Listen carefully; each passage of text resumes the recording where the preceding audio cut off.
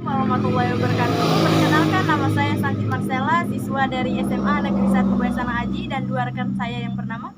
Hai, saya Martin Lopatama. Rosalia Puspita.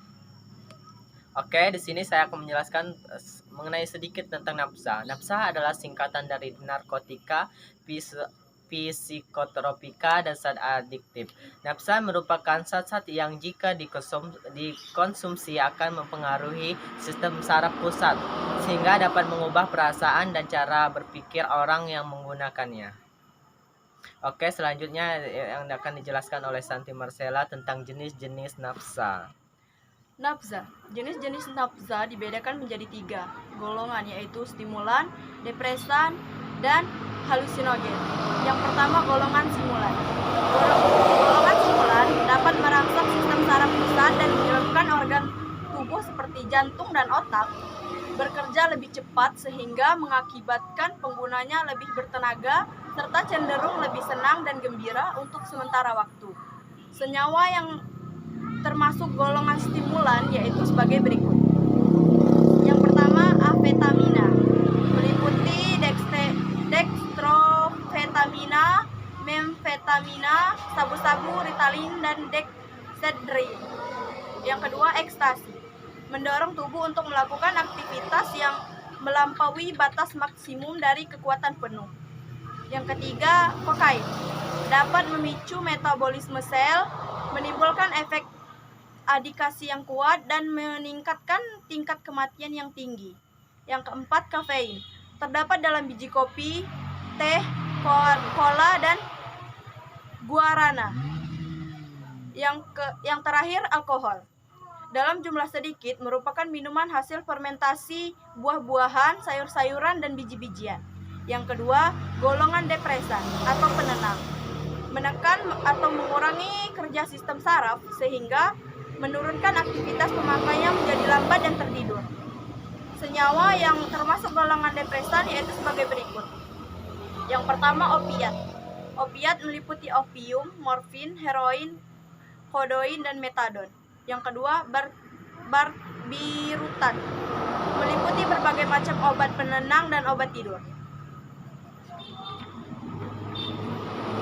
Yang ketiga, alkohol, dalam jumlah banyak menyebabkan pandangan menjadi kabur, bicara tidak jelas, pusing, hingga tidak sadarkan diri, dan menghambat kemampuan mental dan menurunkan daya ingat. Yang keempat, ganja, digunakan sebagai pereda rasa sakit, misalnya pada penderita kanker. Zat pada penderita kanker di bidang kedokteran.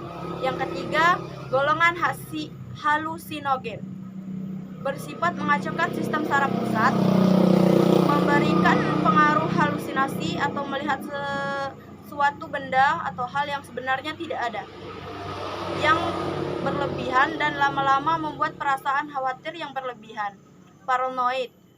Contohnya ganja dalam jumlah yang sedikit, bunga kecubung, lem, bensin, dan jamur kotoran sapi. Oke, selanjutnya akan dibacakan oleh Rosa. Oke, baiklah, saya akan jelaskan tentang contoh dari nafza, yaitu kopi.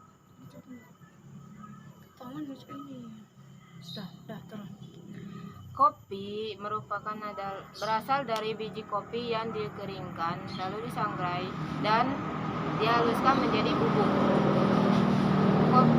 Manfaat kopi itu adalah menjaga kesehatan otak, seperti konsentrasi, memperbaiki suasana hati, serta meningkatkan kewaspadaan dan menurunkan resiko depresi. Dampak buruk dari kopi ini yaitu adalah merangsang saraf pada otak sehingga yang minum kopi ini menjadi insomnia. Terima kasih. Oke, selanjutnya saya akan memberi sedikit nasihat. Oke. Sebagai manusia yang berkualitas, maka hendaklah kita jangan pernah mencoba atau mengenal akan namanya narkoba dan sejenisnya. Mengapa? Banyak efek negatif yang akan kita rasakan, mulai dari kesehatan mental yang menurun dalam jangka panjang dan penggunanya, dan dapat merusak fungsi otak secara perlahan, sulit berkonsentrasi, tidak bergairah, dan perilaku pecandu. Jadi, cintailah diri Anda sendiri tanpa harus merusak diri sendiri. Terima kasih. Kami akhiri. Wassalamualaikum warahmatullahi wabarakatuh.